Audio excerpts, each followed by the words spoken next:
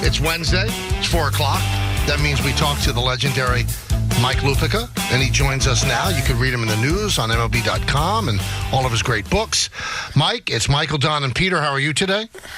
Good afternoon, gentlemen. How are you today? We're great. You know, we were talking about this before the break, so we'll start off with this. Do you cry? Oh, yeah. You do? Oh, yeah. Every Wednesday about 4:30, I get off the phone. It's almost like you wrote that. Wow. No, I tried it out on Anthony, and he laughed, so I said, well, why not? Well, I do. No, yeah. Now, I have a tougher question, though. You have waxed poetically about your late dad who was in World War II. Did you ever see him cry? Oh, my God. My dad, I mentioned this in my column the other day. I sent it out on X. 80 years ago, Michael and Peter and Don, 80 years ago last week, my 20-year-old father flew his first mission over Europe as a bombardier in a B-24. He was 20 years old. He was 20 years old. And as I said in my newspaper column the other day, you want to know what America's supposed to be? That, okay? But when he came home, oh, my God, my dad cried at Hallmark commercials. Oh, yeah. My Ben Lupica was and he was a tough dude. He 31 missions over Europe at the ages of 20 and 21. I couldn't even find my way to class when I was 20 years old. And he was my dad. We used to make fun of him. I'd look over during a commercial. I said, Dad, it's just a commercial. Well, I want to thank you. I just won $1 from Michael because Michael said I didn't think you would admit that you cried. Oh, I got 4 kids and 2 grandkids. I cry at movies. Oh yeah, but right, not like I cry after the show every week. That is like, what am I thinking? Oh God, no. What? Did you cry the way the Jets played against Arizona on Sunday? You know, it's funny. I watched that game, and I like pro football. I like to watch it on Sundays and Mondays and whenever. And there have been very few teams that I have seen this season get rolled the way the Jets got rolled in the desert on Sunday. I mean, and they could have scored as many points as they wanted to in that game. And this is the team. Remember that people convinced themselves it was Super Bowl or bust because they had Gramps playing quarterback, okay? And now they can't run the ball. They can't stop the run. They can't tackle anybody. They can't score touchdowns. And this is the state of the New York Jets. I wrote a column about it the other day. We are once again the capital of bad football in New York and New Jersey. Because the only thing you can say about the Jets is the Giants are even worse than they are. And, guys, I looked it up the other day. When those Giant fans flew that plane over the Meadowlands, 15 years of lousy football, we've had enough. The Giants were in the process of having their 7th losing season in 8 years. These Giants are on the verge of having their 7th losing season in 8 years, and the other team in town hasn't made the playoffs in 100 years. And the thing is we look back at that 2002 season, 9-7-1, win a playoff game. Dable is coach of the year. As what you hang on to, like a thread, that they've got the right people in place. If this goes sideways and they win 3 games this year, Mike, what does John Mara do? What's the right thing to do? Let them get their quarterback and start fresh, or do you blow the whole thing up? Don, here's what I know, that they honestly believe over there that they are a quarterback away. And I'm just not seeing that. They're wrong. I saw what Shane said the other day about the talent on both sides of the ball and blah, blah, blah, and blah, blah, blah, because that's what it was. It was a lot of blah, blah, blah, and he was defending his turf, okay? But I am not seeing a team that is set up to go back to winning if they find the right quarterback. And by the way, what have they done to make you think that they can find the right quarterback? Having now about to have burned 6 years on Daniel Jones. And guess what? The other team in town, they don't have any idea who their quarterback's going to be next year. That's the state of New York football right now. Would you, if you were running the Giants, though, Mike, and you had an opportunity to hire Bill Belichick, would you go that route, or are they too far down to hire a 72-year-old? Oh, I think Bill Belichick is absolutely going to be in play for them. And guess what, guys? We've talked about this before. I'm not I've done this too long to be a firing guy. I used to do that when I was younger. I don't want to fire anybody. I like Brian Daboll. I like him as a person. I do. And I've known him since he got here, and I've rooted for him to turn this thing around. But, the fact is Brian hasn't covered himself with glory this year either. And that flea flicker the other day, I know that it's easy to say afterwards, it was 3rd and 2. What are they doing? Where are they going? And they're going where the team is going right now, which is nowhere. I don't know how they can rehabilitate themselves in any meaningful way over the rest of the season. And Peter, I'll let you go in a second, but what you just said about the flea flicker. Everybody points to the flea flicker on why this is a Jones problem, because any other quarterback would have completed the pass. It was the right play call. If they don't know by now he can't do it, then it's the wrong play call. Like, it doesn't matter that it would work with another quarterback. That's your quarterback. And if he can't execute it, you're supposed to know that. He is 6 years into this, and a football guy I know, not from around here, I spoke to the other day, and he said one thing has never changed with Jones. He is still a one-read quarterback, and it is absolutely something that dooms you in this league. You see it time and again. I don't know what he was. I didn't see the post game. Did he say what he was looking at on that play as he watched a wide open receiver on the right side of the field for what would have been a 20-yard game? Yep. I did not see his no, it's all I got to do better. It's all the same cliche stuff. But here's the thing, Mike, that I find so frustrating if you're a fan of the Giants. All the things we just said, there are upsides to Daboll and Shane potentially. But you're going to have to make a decision at some point here, and I feel like it's been years of kicking the can down the road with this team. How do you need to get enough? You need to be able to see enough good players on the field where you can judge their coach. And I feel like this is another year where they're not going to have a solid answer at the end. This team and its fans look done after one Sunday. That's a fact. What my sports center tracks, if you Google certain things, what's trending the most at a particular time around here.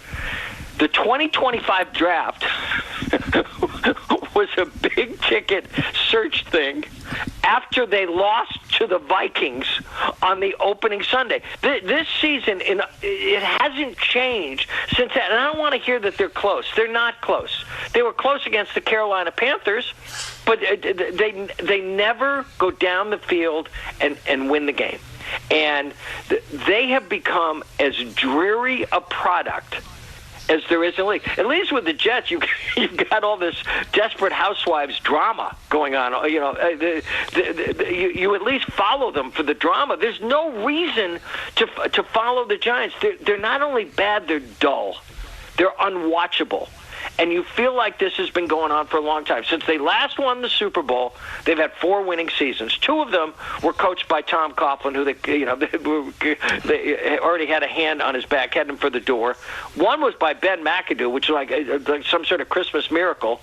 And the other one was Brian in 9-7-1.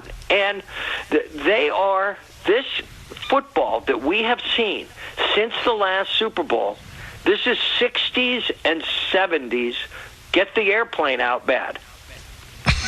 We're talking with Mike Lupica, his weekly spot here on the Michael K. Show. All right, so let's talk all the owners making the pilgrimage to California to meet with Soto. I think it's such a charade, especially on the Yankee side. I mean, he knows everything he has to know about the Yankees. It's, all right, how many zeros you're putting on the check? How do you look at this? I mean, how do you view what's happening? Michael, I've taken a step back, and you know what, Mike, we talked about this over the last month.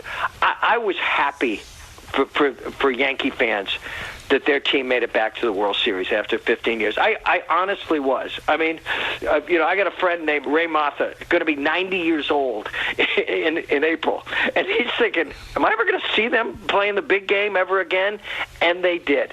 But I've also taken a step back, and I've looked at Soto, and a friend of mine makes a good point about Soto. He is a generational hitter, but he's not a generational baseball player. Now, maybe he can get better at the other things that he doesn't do very well. I was thinking about this today because I wrote a column about this guy the other day. Say that they were the same age and they're both available, who would be more attractive to you, Mookie Betts or Juan Soto? Well, Betts okay, does because everything. here's what. Yeah. Here's what I'm saying. Here's what I said about Betts, and this sounds off topic, but it's really not. Okay, Mookie Betts is doing something that no one he's as unique as Ohtani is, because guys have gone from being middle infielders to outfielders before. Robin Yount did it and ended up in the Hall of Fame. Nobody has done what this guy has done, gone from being one of the great right fielders in the game to coming into playing second and short, going back to right field, and probably coming back to the infield. He's a 3-time world champion. It's whatever it is, 8-time All-Star, 7-time Silver Slugger Award winner, 6-time Gold Glove Award winner, batting champion, MVP. And I was thinking, he would not. I don't know if he would have gotten the love that Soto has gotten because he was a Yankee, because he was hitting in front of the guy who hit 58 home runs. You're right, Michael. What do they not know about this guy? I don't even know how this works. Do you say? And what does he not know about them? Right, and so I don't like. You know who needs him much worse than either the Mets or the Yankees? The Red Sox do. I don't know if they're serious about this, and I don't know if they're serious players about. But if you're talking about a team that needs to make a big splash in this offseason for somebody like Soto, it's them, because their fans are way more pissed off than the Yankee fans were that they hadn't been in the World Series for 15 years, and the Red Sox were just there in 2018. Are you hearing through the people that you know that Cohen is going to not be outbid for this guy? I don't know that, Michael. Here's what I know, and I think we've talked about this before. I know that Brian Cashman has thought from the earliest part of this season that Cohen was the boogeyman. Okay, and that's not like this crazy, wild theory. Everybody knows he's got the most money. But when people would talk to him about, are you going to bring him back? And, yeah, we want to, but Cohen. But Cohen. If he wants him, and this is strictly a money play, and again, this is money. In the end, the difference between the best offer and the second offer and the third offer will be money that won't change a single day of the rest of Juan Soto's life. But if it's strictly a money play and Steve Cohen wants him, then I think that Soto's going to be a Met next year. And if it's strictly a money play and Steve Cohen wants him and doesn't get him, it would be, to me, a seismic loss. Because when you have, I read somewhere, Mike, that Cohen's net worth is more than the next 3 owners combined. So if it's just become a money thing and you don't get him, then I've got to wonder why. Why not? Why didn't that happen? He's got a lot to offer. Okay, obviously he has New York to offer, and he doesn't have Aaron Judge to offer, but he does have one of the great players in the game in Lindor. I don't know what's going to happen with Pete Alonso, but hitting behind Lindor won't be such rough work if that's the way it turns out. And if they somehow spend $1 bazillion on him and still can keep Alonso, that's a team that would be set up to go after the Dodgers big time next year. But yeah, I'm fascinated if Cohen puts himself out there and loses. But the guy's lost before. I mean, he lost on Verlander big. He lost on Scherzer big, okay? And what he did that time was an immediate market correction, and all of a sudden he ends up in the Final Four this year. And so I don't know if ego will be a factor in this. And we don't know what Boris is looking for. We don't. I mean, if I were John Henry of the Red Sox, and I'm going to this meeting, you know who I'm bringing with me? David Ortiz. I'm bringing David Ortiz. And if I really want him, I'm going to say, here's $700,001. Structure it any way you want, and here's Ortiz to tell you what it can be like to win World Series in Boston. Yeah, but I wonder, all of a sudden, John Henry has found another religion. I mean, the last 3 years, he doesn't want to spend. Now he's going to spend? He might finally be listening to an extremely ornery fan base, Michael. I mean, they feel let down by them. They look at the Netflix documentary about the 2004 Red Sox, and they think about how good they had it, and then they come back and do it again in 2007. Then they come down and do it again in 2013, and then in 2018. They have the best team they've ever had, and what people forget, because they've been such an afterthought lately, and with a pretty great manager, they were 2 wins away from going back to the World Series a few years ago before they stopped hitting and the Astros went crazy. But after you've had the level of success that they've had in this century, the fan base, they want more. And now that the Yankees have made it to the World Series, they want more. And now that the Mets were knocking on the door, they want more. So it's good being Juan Soto. I wrote about him last week, and I said, that commercial that Ohtani does, we've got now? He's got now. Juan Soto has now, because it's not just how good you are, it's when you're out there. And not only it's when you're out there, but he's out there. There's no other guy out there right now that you can say, well, if we don't get him, we'll get him. No, there's nobody quite like him. And the fact that he's 26 years old, this has only happened a handful of times in baseball history. Alex Rodriguez, when he was on the market coming out of Seattle, God, I looked it up the other day, he'd had 3 straight 40 home run seasons, moving up on the age of 25 as a shortstop. And then there was Bryce Harper, and then there was Manny Machado. And now here comes Soto, and he has delivered in his walk year every bit as much in his own way as Judge delivered with 62 home runs, after he bet on himself. It is interesting, though, because you bring up the A-Rod part of it. Now, this is before the whole world changed for Alex, but to me, at that age, he was a much better get than Soto because he was a Gold Glove shortstop. Mike, 100%. And again, we filter it now through the prism of him being a juicer. Okay, but at that time, and I think he was actually a little bit younger than all the 26-year-olds when they came out. No, you go back and look at those stats just for those last 3 seasons in Seattle. They give off a beam of light. He was unbelievable. Yeah. You worried about the Knicks at all? No, I'm not, but here's what I think about the Knicks. I still haven't made up my mind about this trade. I think they're more talented. Somehow they're more talented, not quite as deep as they used to be.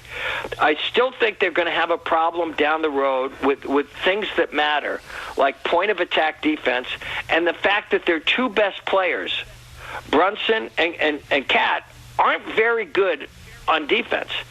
And he's going to have to find enough depth. So he was already playing 8 guys, Tom, this early in the season. His rotation, and now he has Matt Ryan, which, by the way, that's a pretty great story to go from being an NFL quarterback to being coming off the Knicks. But you know what? One thing, you ever heard of us? You cannot put him in when the Knicks are up by 25. You just can't. No. I see what you did there. Too soon? Oh, I see what he did there. Too soon? And you know what he's doing it to? He's doing it to a Boston College man, too. He's doing it to a Boston College man, and I hope that makes you feel like a big, important man. Sure. Well, Mike, I hope you don't cry after this, but we thank you for coming on as always. No, I was only kidding about the crying. I mean, a little bit. You cry when you see the check. Oh yeah. Oh my God. Here What we is go. wrong with Oh my God. So he goes with the Boston College dig, and then the fact that he's on a Mike Lupica grant every Wednesday at 4. Yeah. There's no better grant. I love it. All right. Thanks, See you Mike. guys next week. Bye bye.